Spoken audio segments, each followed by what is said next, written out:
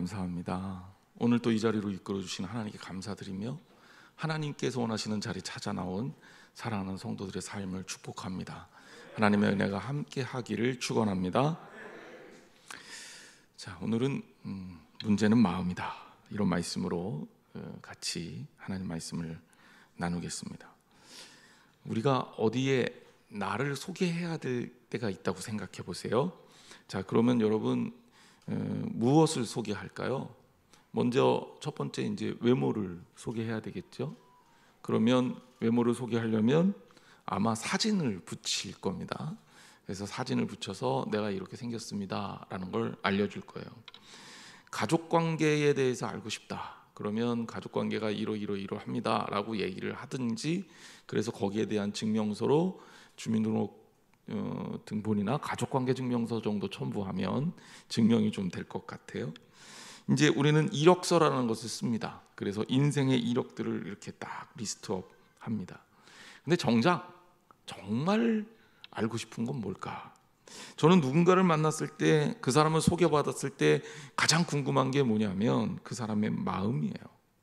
저 사람이 과연 이 자리에 있는 게 마음이 기쁠까? 혹시 나랑 있는 게 마음이 불편할까? 혹시 마음에 걱정은 없는지, 또 어떤 성향의 마음 모양을 갖고 있는지. 자, 마음을 어떻게 보여줄 수 있을까요? 그렇다고 MRI 찍어서 뇌 사진을 보여줄 수도 없고, 또 심지어 보여주면 알겠습니까? 심장 박동수를 이렇게 체크해갖고 그래프로 증명해주면 또 그러면 그것을 알 수 있겠습니까? 마음을 어떻게 알 수 있을까요? 뭐 유명한 말 있잖아요. 내가 나를 모르는데 넌들 나를 알겠느냐. 그렇죠. 나도 나를 모르는데 다른 사람들이 나를 알 리도 없죠. 이게 참 어려운 일입니다. 우리에게 마음이라는 것은 그런 겁니다. 너무 중요한데도 너무 어렵고 알 수가 없어요. 사람이 누군가에 대해서 실망할 때도 무엇 때문에 마음이 상했다 그럽니까? 그 사람의 마음에 대해 오해했을 때 마음의 상처를 입습니다. 그래서 관계에 있어서 제일 중요한 게 마음이에요. 그래서 우리의 마음은 무엇보다, 다른 어떤 것보다도 더 중요합니다. 얼만큼 중요하냐? 아주 몇 년 전에 읽었던 책 중에 예담에서 나온 마음이라는 책이 있는데, 이게 KBS 다큐멘터리를 바탕으로 만들어진 책입니다. 이 책은 현대 일어나고 있는 모든 과학적 연구들을 소개하고 있어요. 이 책을 쭉 읽어보니까 깜짝 놀랄 만한 부분들이 많아요. 우리가 생각하는 것 이상으로 우리의 마음의 영향력이 너무너무 크더라. 건강에 대한 마음의 영향이 크고, 일에 대한 마음의 영향이 크고, 때로는 환경에 따라서 마음도 많이 달라질 뿐 아니라 어떤 마음을 먹느냐에 따라서 내 주변도 바뀌게 된다라는 겁니다. 인상적인 이야기가 있습니다. 이 책 121페이지에 나오는 이야기인데요. 미국의 한 의과대학에서 수백 명의 수술 환자들을 대상으로 연구한 결과를 밝힌 겁니다. 수술을 하고 나서 6개월간 추적 검사를 하고 6개월 후에 그 사람이 어떻게 됐냐라고 테스트를 해본 거죠. 특히 사망률을 가지고 조사를 해본 거예요. 그랬더니 신앙생활을 전혀 안 하는 사람들은 사망률이 20%였답니다. 미국이니까 여기에 신앙생활, 종교생활이라고 하면 대부분 90% 이상 기독교를 가르쳐요.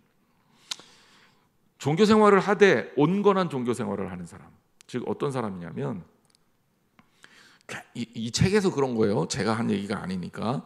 교회 출석은 하는데 그냥 나는 교회 출석만 하지 교회 헌신이라든지 헌금이라든지 이런 부분에서 최선을 다하지는 않는 사람들, 오늘날 크리스찬들 중에서도 꽤 되잖아요. 그런 사람들은 사망률이 한 5% 정도 된대요. 그러니까 한 15% 차이가 나는 거예요. 종교가 있는 것과 없는 것만 해도 이렇게 차이가 나더라. 그런데 더 놀라운 일은요, 매일 성경을 읽고 기도하고 깊이 있고 지속적인 신앙생활을 하는 사람들의 사망률을 따져봤더니 적어도 이 병원의 조사에 의하면 0%, 한 명도 사망하지 않은 거예요. 그래서 이 놀라운 연구들에 대한 이야기를 하면서 종교조차도 우리의 삶에 어떤 병에 의미 있는 결과를 만들어내더라라고 이 책에서 밝히고 있습니다. 마음에 대한 연구를 하면 할수록 놀라운 것은 무엇을 긍정적으로 생각하는 것만으로도 긍정적 결과들을 낳고, 반대로 절망하고 실망할수록 때로는 우리의 모든 문제에 있어서 안 좋은 결과들을 맺는다는 연구 결과도 입증되고 있습니다. 여러분, 마음이 그만큼 중요한 거예요. 주님이 기뻐하시는 마음을 가지시기를 주님의 이름으로 축원합니다. 자, 오늘 서론은 이렇게 정리를 하고 이 이야기를 할 건데, 성경을 통해서 이야기를 해보죠. 오늘은 제가 솔로몬 이야기를 할 건데, 솔로몬이 어떤 왕입니까? 솔로몬은 구약에서 가장 성공한 임금입니다. 그가 얼마나 대단했었는지 열왕기상 10장에는 이렇게 그를 설명하고 있어요. 열왕기상 10장 21절 말씀에 보니까 솔로몬 왕이 마시는 그릇은 다 금이고 레바논 나무궁의 그릇들도 다 정금이라. 온 은기물이 없으니 솔로몬의 시대에 은을 귀히 여기지 아니했다. 왕이 바다에 다시스 배들을 두어 히람의 배와 함께 있게 하고 그 다시스 배로 3년에 한 번씩 금과 은과 상아와 원숭이와 공작을 실어왔습니다. 솔로몬 왕의 재산과 지혜가 세상의 그 어느 왕보다 큰지라 그랬어요. 솔로몬이 얼마나 대단한 임금이었는지. 은은 귀금속이 아니에요. 은은 그냥 있어도 누구한테 자랑할 만한 것이 아니에요. 금은 돼야 좀 산다, 괜찮다, 이렇게 얘기할 수 있는 거예요. 게다가 그 일대 대단한 나라들이 주변에 있음에도 불구하고 그 세상의 어느 왕도 솔로몬의 재산과 지혜를 따라잡지 못했다는 겁니다. 자, 이거는 역사가 기록한 타칭이에요. 타칭. 열왕기상 같은 경우는 우리가 신학적으로는 신명기사가라고 일컫는데, 신명기사가가 기록한 역사적 기록이죠. 그런데 솔로몬이 자기 자신이 내가 어땠다라고 고백한 부분도 나옵니다.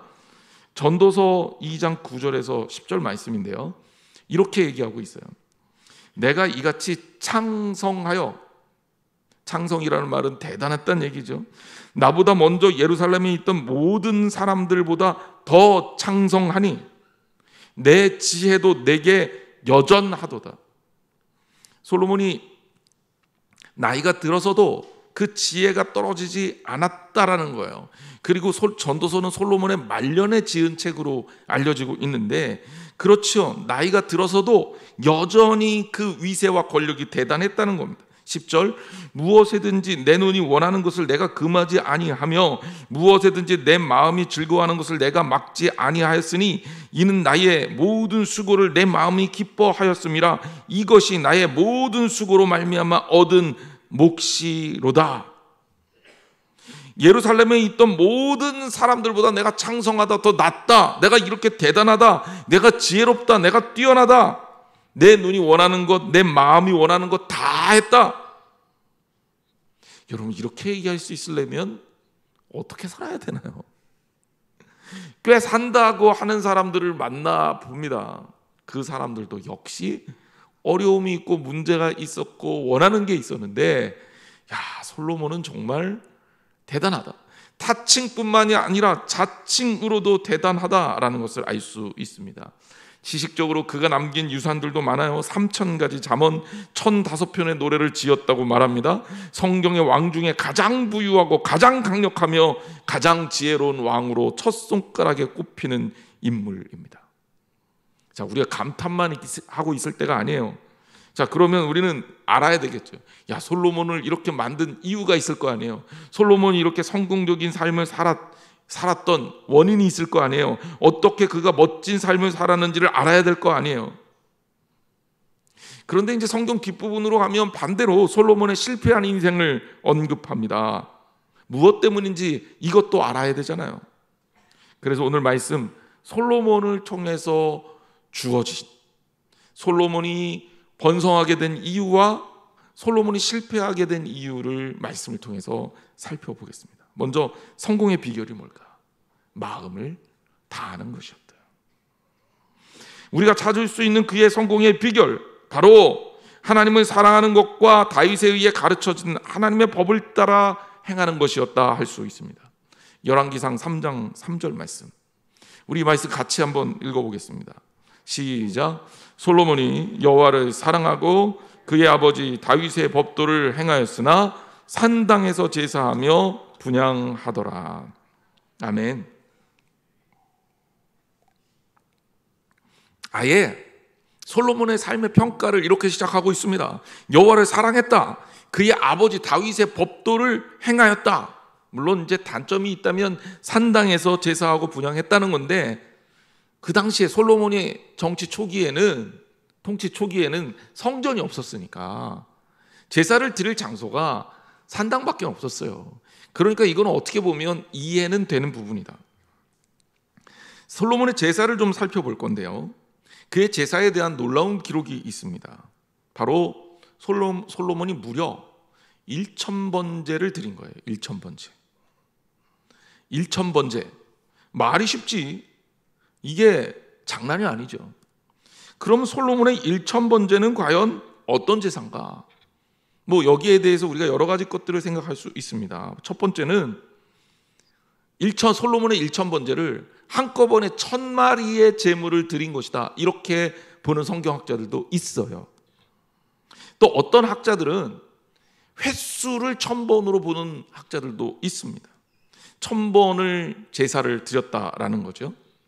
자, 그런데 이게 두 가지 다 이게 생각처럼 쉽지 않은 문제입니다. 왜냐하면 1000마리의 제사를 하나님께 한꺼번에 드린다? 이게 물리적으로 가능할까요? 그런 장소가 있을까요? 이게 사실 아무리 생각해도 좀 어려운 부분이고요. 반대로 그러면 1000번의 제사를 드리자. 우리가 일반적으로 1000번제를 그렇게 알고 있는데, 횟수의 개념으로. 그런데 이 횟수의 개념으로 따진다면 하루에 한 번씩 제사를 드려도 3년 가까이 걸려요. 그럼 과연 3년이라는 시간 동안에 솔로몬이 제사를 드렸고 그 제사를 하나님이 기다리셨다가 응답하셨을까? 이제 그거는 그렇게 보기는 좀 어렵습니다. 그래서 어떤 학자들은 한꺼번에 여러 마리의 제물을 드려서 여러 번은 제사를 드린 거죠. 예를 들자면 어떤 때는 10마리 잡고, 어떤 때는 5마리 잡고, 어떤 때는 50마리 잡고, 이런 식으로 제물을 드려서 1000이라는 숫자를 달성한 것 아니겠느냐, 이렇게 보는 학자들도 있습니다. 그런데요, 솔로몬의 1000번제가 1000번의 제사를 드린 것이든, 아니면 1000마리의 황소를 잡아서 하나님께 드린 것이든, 아니면 여러 번에 나누어서 여러 마리의 제사를 드린 것이든, 사실은 그게 이 본문의 핵심은 아니에요. 오늘 이 말씀의 핵심은요, 이 1000이라는 숫자가 가리키는 의미예요. 1000은요, 많다라는 뜻인데, 1000번제라는 이야기는 하나님 앞에 드리는 이 솔로몬의 마음에 진실함과 최선이 담겨있는 단어입니다. 즉 솔로몬이 하나님께 드릴 때 하나님께 드려진 제사가 진심으로 마음을 다해서 그가 할 수 있는 모든 것을 동원해서 제사를 드렸다는 얘기입니다. 우리도 하나님이 기뻐하시는 온전한 제사를 드릴 줄 알아야 돼요. 그런데 그 제사는요, 다른 어떤 것보다 우리가 하나님께 드리는 최고고 최선의 제사여야 한다는 사실을 여러분 반드시 기억하시기를 주님의 이름으로 축원합니다. 자, 그리고 왜 솔로몬이 이렇게 했는지 성경은 열왕기상 2장 4절에 이렇게 말하고 있어요. 여호와께서 내 일에 대하여 말씀하시기를, 만일 내 자손들이 그의 길을 삼가 마음을 다하고 성품을 다하여 진실이 내 앞에서 행하면 이스라엘 왕위에 오를 사람이 내게서 끊어지지 아니하리라 하신 말씀을 확실히 이루게 하시리라. 이게 무슨 얘기냐면 다윗이 마지막 순간에 솔로몬에게 남긴 유언과 같은 메시지예요. 유언과 같은 메시지의 핵심이 뭐냐? 마음을 다하고 성품을 다하고 진실이 내 앞에서 행하라는 하나님의 명령을 다윗이 전달해 준 겁니다.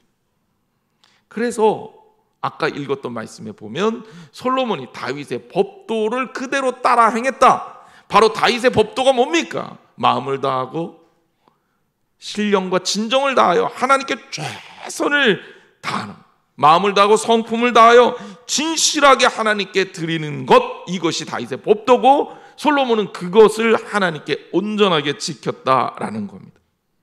그래서 솔로몬의 1000번의 제사는 바로 솔로몬의 온전한 마음을 하나님께 드린 것이다. 이렇게 그 의미를 해석할 수 있습니다. 자, 놀라운 이야기는 계속됩니다. 1000번제를 받으신 솔로몬에게 하나님께서 이렇게 말씀하십니다. 열왕기상 3장 5절 말씀이에요. 기브온에서 밤에 여호와께서 솔로몬의 꿈에 나타나시니 하나님이 이르시되 내가 내게 무엇을 줄꼬 너는 구하라. 자, 하나님께서 솔로몬에게 백지수표를 내밀었어요. 구하기만 해. 내가 줄게. 자, 우리 여기에서 봐야 될 게 있죠. 솔로몬이 제사를 드릴 때 하나님 이거 주세요, 저거 주세요 하고 조건을 달았습니까? 안 달았습니까? 안 달았어요. 솔로몬은 무엇을 다했어요? 마음을 다한 거예요.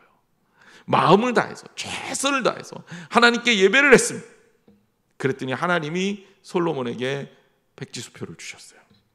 자, 저 같으면 여기서 쓸 것 같아요. A4 용지 100장 혹은 A3 혹은 전지에다가 빼곡하게 1번 이 기회가 또 온다는 보장이 어디 있어. 하나님이 물어봤으니 나는 적겠다.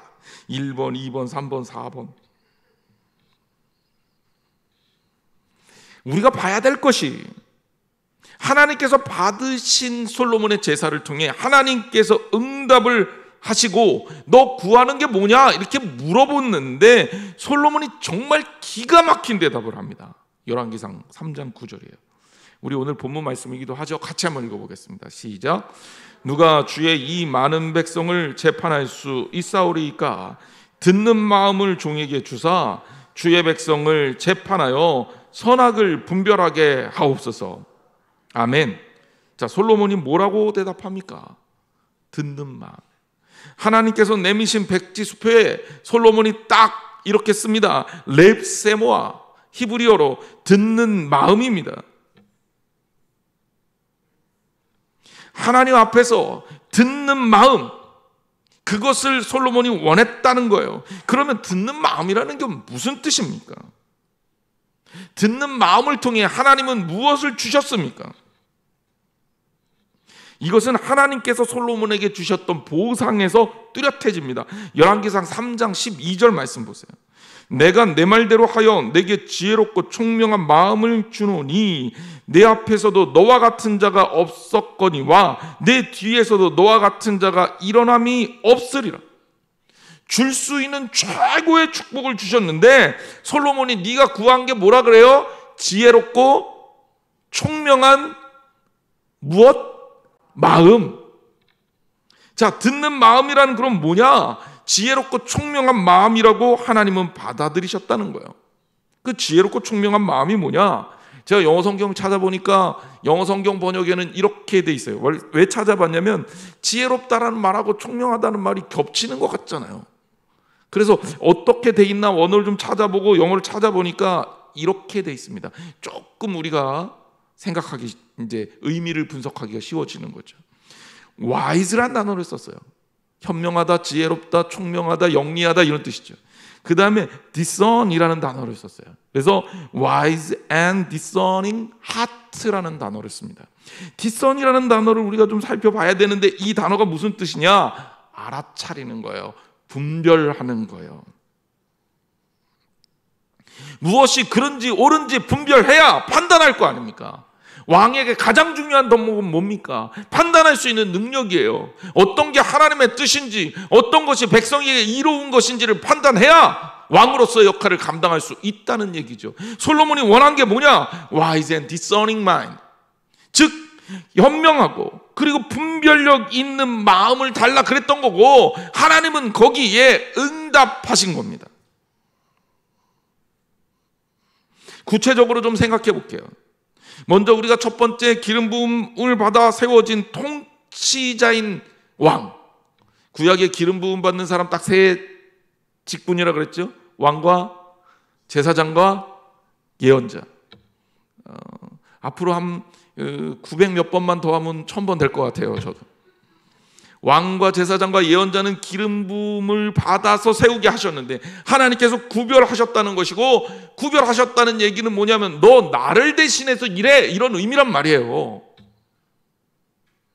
그러니까 왕은요, 자기가 잘나서 혼자 통치하는 게 아니라 하나님을 대신해서 일하는 사람이에요. 하나님을 대신해서 통치하는 사람이에요. 그런데 솔로몬이 듣는 마음을 구했단 말이에요. 그럼 무엇에 대해서 듣는 마음일까요? 하나님의 말씀에 대한 듣는 마음인 거예요. 솔로몬이 왜 지혜로운 왕이냐? 여기에서 분명해집니다. 하나님 말씀을 듣지 못하면 하나님의 백성을 통치하지 못한다는 것을 아는 거예요. 지혜와 지식의 근본이 하나님께 있습니다.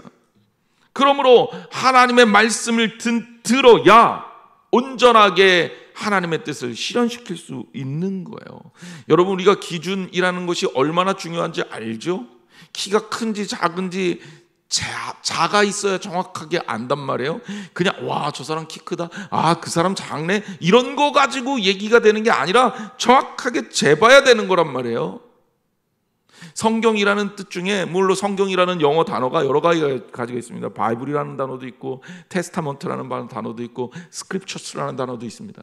하지만 캐논이라는 단어가 있어요. 캐논이라는 단어는 히브리어 카네라는 단어에서 온 겁니다. 히브리어 카네는 어디에 무슨 뜻이냐? 갈대라는 뜻이에요. 갈대. 갈대가 그럼 뭐냐? 갈대가요, 흔들리는 게 갈대가 아니라, 갈대가 히브리 언어로 쓰였을 때 그 의미는, 갈대는 자라는 뜻이에요. 자. 왜냐하면 고대 사회에서 갈대는 똑바르잖아요. 이거 뭐 재는 데 썼거든요. 그러니까 갈대가 척도라는 의미를 가지고 있어요. 그래서 성경의 어원이 된 겁니다. 성경이 왜 그러냐? 하나님의 말씀은요, 우리가 무엇을 옳고 그른지 판단하는 분별력을 갖게 합니다.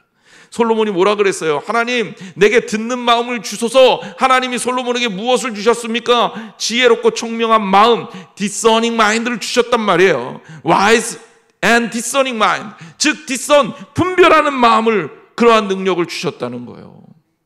그래요. 성경 말씀을, 하나님 말씀을 듣고 그 말씀에 따라 살 수 있는, 판단할 수 있는 능력을 주신 겁니다. 여러분, 이게 듣는 마음이에요. 둘째로, 듣는 마음은 왕으로서의 백성의 소리를 듣게 해달라는 요청입니다. 좋은 지도자는 어떤 지도자입니까? 백성의 마음을 아는 지도자예요. 그래야 그들에게 적합한 것들을 줄 수 있어요. 스스로의 멋과 권력에 취해서 백성의 소리에 귀를 기울이지 않는 사람, 니들은 떠들어다, 나는 내 맘대로 산다, 이런 사람 지도자로서 자격이 없습니다. 그런 권력은 무너지게 돼 있습니다. 옳고 그름의 잣대가 흐려지기 때문입니다. 필요한 것을 엉뚱하게 찾기 때문에 그래요. 백성을 알아야 백성에게 필요한 것을 공급할 거 아닙니까? 자녀 키울 때도 마찬가지잖아요. 자녀를 알아야, 자녀가 뭘 좋아하고 뭘 잘하는지를 알아야 그 아이한테 필요한 것들을 주고 키워낼 수 있을 거 아니에요. 그런데 그런 감각이 없으면 어떻게 좋은 지도자, 좋은 부모가 됩니까? 솔로몬은 아는 거예요. 백성들의 마음을 듣는 마음을 달라고, 백성들의 마음을 알 수 있도록 내가 그들의 소리를 듣게 해달라고. 솔로몬은 훌륭하게 통치했지만 그의 아들 르호보암은요, 백성들의 건의를 듣지 않아요. 솔로몬 때 수많은 부역과 과도한 세금으로 어려움을 겪었습니다. 그래서 르호보암에게 와서 건의를 해요. 왕이요, 우리에게 부역을 좀 강경해주고 세금도 좀 깎아주세요. 르호보암이 듣지를 않아요. 듣지를 않아요. 듣는 마음이 없는 겁니다. 그러니까 나라가 둘로 쪼개져 버리는 거예요. 우리가 이 땅을 살면서 스스로 다른 사람을 책임져야 할 자리에 선 사람은 반드시 듣는 마음이 있어야 합니다. 성경 우리에게 분명히 전합니다. 하나님 말씀을 듣고 백성들의 소리를 듣는 이 왕의 간구를 하나님께서 기뻐하셨다. 그리고 우리는 아주 중요한 포인트를 여기서 깨닫게 됩니다. 열왕기상 3장 10절 말씀이에요. 우리 같이 한번 읽어보겠습니다. 시작. 솔로몬이 이것을 구하매 그 말씀이 주의 마음에 든지라. 아멘. 주의 마음에 든지라. 솔로몬이 받은 모든 축복의 근본이 솔로몬이 머리가 좋고 능력이 좋아서가 아니다. 성경은 그렇게 말합니다. 우리가 옛날에 성경을 해석할 때 그렇게 피상적으로 봤어요. 솔로몬이 지혜를 구했고 하나님이 솔로몬에게 지혜도 주셨고 다른 것도 다 주셨다. 그래서 솔로몬이 지혜의 왕으로 정말 지혜롭게 통치했다. 그러니 지혜가 최고다. 그런데 성경을 제대로 해석해 보면 솔로몬이 머리가 좋고 수완이 좋아져서 능력이 좋아져서 그가 통치를 잘한 게 아니라, 그가 축복을 받은 게 아니라, 성경은 단호하게 얘기합니다. 하나님 마음에 들었다는 거예요. 하나님 마음에 들었다는 거예요.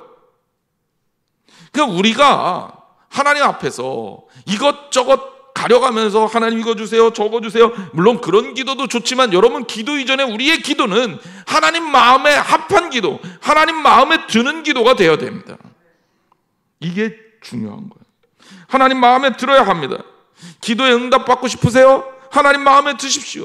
축복받고 싶으세요? 누리고 싶으세요? 하나님 마음에 드십시오. 해야 할 일이 너무 무겁고 힘들어서 겁나고 걱정됩니까? 하나님 마음에 드십시오. 우리 교회 좋은 교회 되려고요?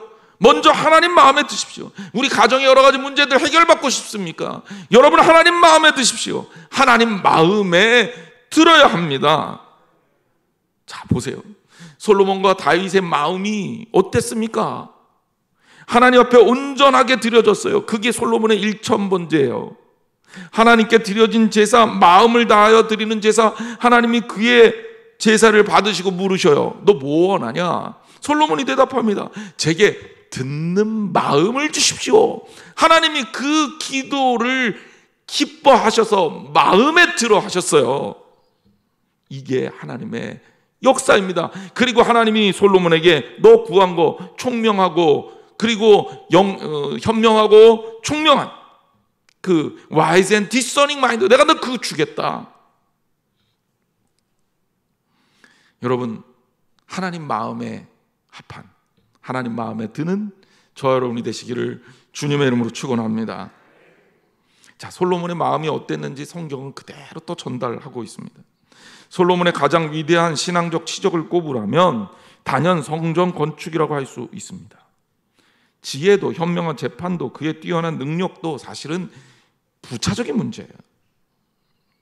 솔로몬이 성전을 짓는 것에서 하나님을 향한 솔로몬의 마음이 어땠는지를 성경이 이야기해 주고 있습니다. 성전을 열심히 짓습니다. 하지만 솔로몬은 알고 있었어요. 솔로몬 이 성전을 지으면서 이 성전이 가져야 하는 의미를, 열왕기상 8장 27절 말씀에 보면 하나님이 참으로 땅에 거하시리이까 하늘과 하늘들의 하늘이라도 주를 용납하지 못하겠거든 하물며 내가 건축한 이 성전이오리이까. 무슨 얘기입니까?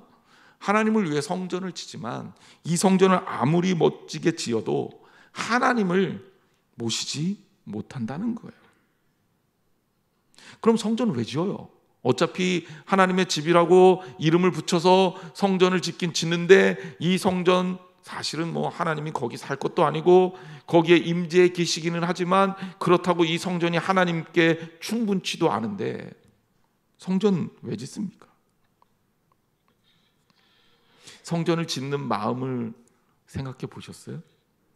저는 여기서 우리가 신앙생활하는 초점을 제대로 찾아야 한다고 생각합니다. 여러분, 우리가 어떤 행위를 해서 하나님 마음을 들고 하나님 앞에서 그 행위 때문에 하나님께 어떤 선한 영향력을, 온전한 영향을 미친다라는 것 자체가 사실은 성립이 안 돼요.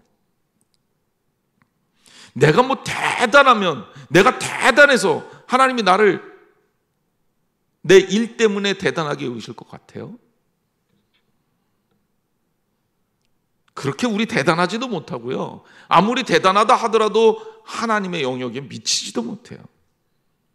그런데 하나님은 우리가 최선을 다할 것을 원하잖아요. 솔로몬이 그걸 알고 있는 거예요. 열왕기상 8장 30절에 성전을 짓는 이유를 솔로몬이 이렇게 고백합니다. 주의 종과 주의 백성 이스라엘이 이곳을 향하여 기도할 때에 주는 그 간구함을 들으시되 주께서 계신 곳 하늘에서 들으시고 들으시사 사하여 주옵소서. 자, 무슨 얘기입니까? 성전이 하나님이 거하기에 충분치 않다는 거 나 알아요. 하지만 내가 최선을 다해서 이 성전을 짓는 것은 우리 백성들과 하나님과 교제가 일어나는 장소가 되기를, 연결점이 일어나는 장소가 되기를 원하기 때문입니다. 여러분, 성전은요, 오늘날의 교회도 그렇지만 절대 건물이 아닙니다. 성전이 성전이 되고자 한다면, 교회가 교회가 되고자 한다면 그곳에서 하나님을 만나는 장이 이루어지는 거예요. 기도를 통해 하나님을 만나고, 예배를 통해 하나님을 만나고, 찬양을 통해 예배를 하나님을 만나고, 헌신과 선교를 통해 주님의 이름을 증거하는, 주님과 성도가 만나는 자리가 바로 교회인 겁니다. 솔로몬은 알고 있는 거죠. 건물에 집착할 게 아니라 이 건물을 통하여 신앙적 표상으로 삼겠다라는 겁니다. 우리가 아무리 열심히 무엇을 한다고 해도 하나님께 부족할 뿐입니다. 그러나 하나님은 우리의 외형을 보시는 하나님이 아니에요. 외형만을 보고 우리에게 응답하시는 하나님이 아닙니다. 그 가치를 산술적으로 따져서 그 대단함을 따지시는 분이 아닙니다. 성경 말씀 그대로 하나님은 우리의 중심을 보십니다. 중심이 무엇입니까? 흔들리지 않는, 하나님께서 기뻐하시는 진실된 마음이에요. 기억하십시오. 하나님이 우리에게 원하시는 것은 바로 주님을 향한 뜨겁고 진실한 마음입니다. 이 솔로몬이 하지만 말년으로 갈수록 수많은 실정을 하게 됩니다. 그가 지혜롭지 못해서 그렇게 실패했을까? 아니에요. 왜? 전도서는 그의 말년에 썼는데 전도서에 그가 뭐라 그래요? 나는 아직도 똑똑해, 능력 있어, 얘기하는 말입니다. 능력이 부족해서가 아닙니다. 판단력이 흐려져서 노망이라도 났느냐? 그것도 아니에요. 그가 실정을 하게 된 이유, 성경은 우리에게 그의 마음이 하나님에게서 떠났다. 성경은 우리에게 바로 그런 면에서 말씀을 전달하고 있습니다.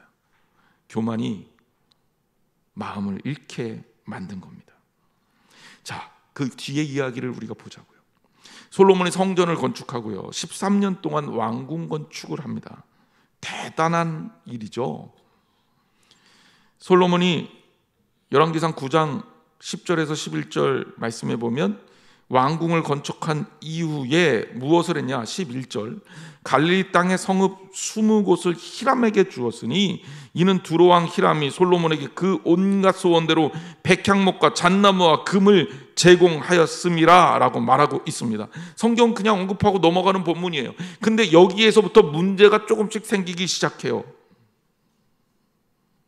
갈릴리 땅의 성읍 20곳을 히람에게 주었다. 솔로몬이 주었다는 거예요. 이상하지 않아요? 여러분, 이 땅 누구 땅입니까? 솔로몬 땅이면 솔로몬이 줘도 돼요. 이스라엘 백성들 땅이면 이스라엘 백성들 이주시키고 이 땅 줘도 돼요. 하지만 성경은 이 땅이 누구 땅이라고 말합니까? 하나님께서 선물로 주신 땅이에요. 이스라엘 민족에게. 엄밀하게 말해서 이게 솔로몬의 땅입니까? 이스라엘 백성의 땅입니까? 아닙니다. 하나님의 땅입니다. 하나님이 주신 땅입니다. 그런데 벌써 솔로몬의 머릿속에 이 땅 내가 함부로 줘도 되는 땅이라고 인식하고 있는 거예요. 여러분 생각해 보십시오. 누가 나를 사랑하는데, 누군가가 사랑하는 마음으로 선물을 줬는데 이거 잘 간직해야 되는데 이거 누구 마음에 든다고 딴 사람 확 줘버려요. 그러면 어떤 일이 생깁니까? 궁금하시면 오늘 한번 해보세요. 내 핑계는 대지 마세요. 그냥 해보라 그랬어요. 궁금한 사람만. 큰일 날 겁니다. 하지 마세요. 사랑하는 사람에게 받은 선물은 그 사람 허락 없이 누구에게 함부로 주는 거 아니잖아요. 아무리 가치가 없다 하더라도 말입니다. 더 웃기는 게 뭔지 알아요? 이렇게 솔로몬이 인심을 딱 썼어요. 자기 왕궁 건축할 때 히람이라는 이 두로 왕이 많이 도와줬거든. 그런데 히람은요, 바라는 게 이게 아니었어요. 그래서 마음에 들어하지 않아요. 그래서 그곳 이름을 뭐라고 붙이냐면 뭐 나를 이런 걸 줘? 그래서 이름이 뭐라 그랬냐면 가불이에요. 가불. 지금도 우리 쓰는 가불이라는 단어가 좋은 단어는 아니죠. 가불하지 마세요. 근데 여기 성경에도 보면 가불이라는 뜻은 무가치하다는 뜻이에요. 가치가 없다. 뭐 가치가 없는 땅 주고 생색내고 있어, 뭐 이런 얘기입니다. 솔로몬이 성전을 7년 동안 지었습니다. 7년이요. 그런데 솔로몬이 그의 왕궁은 몇 년 동안 지은지를 아세요? 13년 동안 지었습니다. 하나님의 전은 7년 동안 짓고 자기 왕궁은 14년 동안 짓고, 조금 이상하지 않아요? 물론 성전을 짓는 그 마음 대단하다고 아까 말씀드렸어요. 솔로몬은 정말 아름답게 성전을 지었습니다. 그 후대에 지어진 어떤 성전보다도 솔로몬 성전이 제일 뛰어나다고 알려져 있습니다. 그런데 왕궁 지을 때는 더 최선을 다합니다. 이게 문제가 되는 거예요. 솔로몬이 자신을 위한 일을 많이 벌려놓고 나라는 강대국으로 만들었지만 이 부역들 하느라, 왕궁 짓고 뭐 이것저것 자기 이름 치적을 남기는 사업들을 하느라 백성들을요 함부로 굴리니까 백성들이 너무 고생하는 거예요. 물론 이스라엘 백성들이 지도자 역할을 하고 노예들로 다른 민족들을 부리기는 했지만 이것도 어려운 일이었죠. 게다가 이제 과중한 세금에 시달리게 됩니다. 이게 불만거리가 돼요. 그래서 르호보암 이 왕에 오르자 여로보암과 그의 이 부족의 대표들이 왕을 찾아가서 당신의 아버지가 우리한테 주었던 과중한 세금과 심한 부역들을 좀 바꿔달라고, 그거 좀 낮춰달라고 요청을 합니다. 근데 르호보암이 그 말 안 듣죠. 안 들으니까 어떻게 됩니까? 나라가 둘로 쪼개집니다. 북왕국 이스라엘과 남왕국 유다로 둘로 나뉘어서 나라가 완전히 망하는 길로 가는 거예요. 자, 솔로몬이 하나님께 듣는 마음을 구했잖아요. 그런데 어떻게 됐습니까? 놀랍게도 안 듣는 마음으로 바뀌었어요. 그리고 그 원인이 뭐냐? 교만했기 때문에 그렇습니다. 게다가 결정적인 실책이 나옵니다. 그게 뭐냐면 똑똑한 머리를 가지고 어떻게 다른 나라를 지배할 수 있을까를 고민한 거예요. 그래서 당시에 최고 잘 나가는 무서운 나라였던 애굽하고는 제일 먼저 결혼을 합니다. 그래서 솔로몬이 바로에 따르고 결혼을 해요. 그리고 나서 주변 나라들하고 정략 결혼을 추진합니다. 자, 왕비를 이웃 나라에서 수입해, 소위 말해서 계속 데리고 와서 정략 결혼을 하다 보니까 이 사람들이 그냥 몸만 오느냐, 그게 아니라 그 사람들이 살았던 생활 풍습과 결정적으로 우상 숭배하는 일까지도 들여오게 된 거예요. 그래서 종교적으로 타락하게 됩니다. 열왕기상 11장 말씀에 나와 있어요. 1절 말씀에 보면 솔로몬 왕이 바로의 딸 이외에 이방의 많은 여인들을 사랑하였으니 그 모압과 암몬과 에돔과 시온과 헷 여인이라. 주변에 있던 나라들의 여인들은 다 데리고 왔어요. 그래서 이렇게 데리고 오니까 결국 어떻게 됩니까? 다른 나라들하고 사이가 좋을 수밖에 없죠. 솔로몬에게 함부로 할 수가 없죠. 자, 그런데 이게 뭐하고 어긋나느냐? 2절 말씀 보세요. 여호와께서 일찍이 이 여러 백성에 대하여 이스라엘 자손에게 말씀하시기를 너희는 그들과 서로 통혼하지 말며 그들도 너희와 서로 통혼하지 않게 하지 말라. 그들이 반드시 너희 마음을 돌려 그들의 신을 따르게 하리라 하셨으나 솔로몬이 그들을 사랑하였더라. 3절에 보니까 그 숫자를 보니까 더 기가 막혀요. 왕은 후궁이 700명, 첩이 300명. 그의 여인들이 왕의 마음을 돌아서게 하였더라. 솔로몬이 바로의 딸하고도 결혼하고 모압과 암몬과 에돔과 시온과 시돈과 헷 여인들하고도 결혼을 해서 정략 결혼을 얼마나 많이 했는지. 후궁이 700명이고 첩이 300이에요. 뭐 놀래지도 않아요. 이쯤은 뭐 우리나라에는 뭐 의자왕이 3천궁녀 뭐 3배다 뭐 그런가요? 3천궁녀가 말이 안 된다는 걸 아시죠? 하나님 말씀을 어기고 자기 머리 믿고 정략 결혼한 겁니다. 이게 그를 망하게 만들어요. 심지어 그냥 외교적으로만 정략 결혼을 한 게 아니라 솔로몬이 그들을 사랑합니다. 그러니까 마음이 돌아서요. 하나님 앞에 진실했던 그 마음이 돌아서는 겁니다. 열왕기상 11장 4절에서 5절 말씀에 보면 그 부분을 성경이 이렇게 말합니다.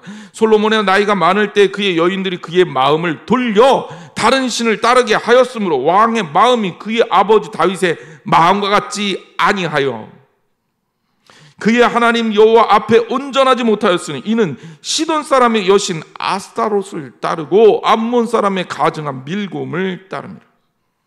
본문을 보십시오. 마음이라는 단어가 계속 나옵니다. 그의 마음이 돌아섰다. 왕의 마음이 그 아버지 다윗의 마음과 같지 아니했다. 성경은요, 솔로몬의 문제를 솔로몬의 변해버린 마음에서 찾고 있습니다. 확실하게 그것들을 붙들고 있죠. 솔로몬은 업적에 취해서 교만해져서, 나의 능력에 취해서, 나의 똑똑함에 취해서, 나의 잘남에 취해서 그것 과신하다가 수많은 여인들에게 마음을 빼앗겨 버렸고 우상숭배도 하고 그 마음이 신앙적으로 황폐해 버렸습니다. 마음이 돌아서게 됐어요. 결국 어떻게 됐습니까? 솔로몬의 마음이 돌아서니 하나님의 마음도 떠나버렸어요. 결국 솔로몬의 인생 말년이 어떻게 됩니까? 실패로 끝나게 돼요. 그것도 유지한 것만 해도 다행인데 성경에 보면 그 유지한 것도 솔로몬이 그래도 이쁘다 그래서 유지한 게 아니라 다윗 때문에 너 체면은 지켜줄게 이거예요. 사랑하는 성도 여러분, 오늘 말씀의 제목을 생각해 보십시오. 무엇보다도 마음이 중요합니다. 우리는 오늘 하나님 말씀을 통해서 우리가 가진 신앙적 삶에 있어서 마음이 얼마나 중요한지를 깨닫습니다. 솔로몬이 하나님 앞에 마음을 다했고 하나님께서 그 마음을 받으셨고 솔로몬에게 그 마음에 대한 무엇을 원하느냐 물으시니 솔로몬이 내가 듣는 마음을 갖게 해달라고 기도했고 하나님은 솔로몬에게 총명하고 현명한 마음을 주셨고 그리고 그 마음 때문에 훌륭한 통치자가 될 수 있었고 온갖 축복을 다 누릴 수 있었는데 마음이 돌아서서 끝장나버리고 만 겁니다. 우리도 그래요. 우리도. 사랑하는 성도 여러분, 오늘 주님 앞에 나왔다면 여러분 어떤 마음 가지고 나왔습니까? 주님 앞에 어떤 마음을 가지고 신앙생활을 하십니까? 하나님이 기뻐하시는 마음입니까? 하나님 마음에 합한 그런 마음을 가지고 나옵니까? 신령과 진정으로 최선을 다해서 마음과 성실을 다해서 하나님께 드립니까? 주님이 우리에게 오셨어요. 무엇 때문에 오셨습니까? 우리 사랑하시기 때문에 그 마음 때문에 십자가를 지셨습니다. 주님 따르고자 하는 마음이 먼저 서야 합니다. 마음 지키십시오. 마음 다하십시오. 주님의 마음에 합한 자가 돼서 축복을 누리는 사람이 되십시오. 하지만 교만하지 마십시오. 언제라도 하나님 마음에서 떠나지 마십시오. 어떤 상황에도 어떤 일이 있더라도 주님 마음에서 떠나지 마십시오. 여러분 마음을 지키십시오. 주님과 함께 하십시오. 기도하겠습니다.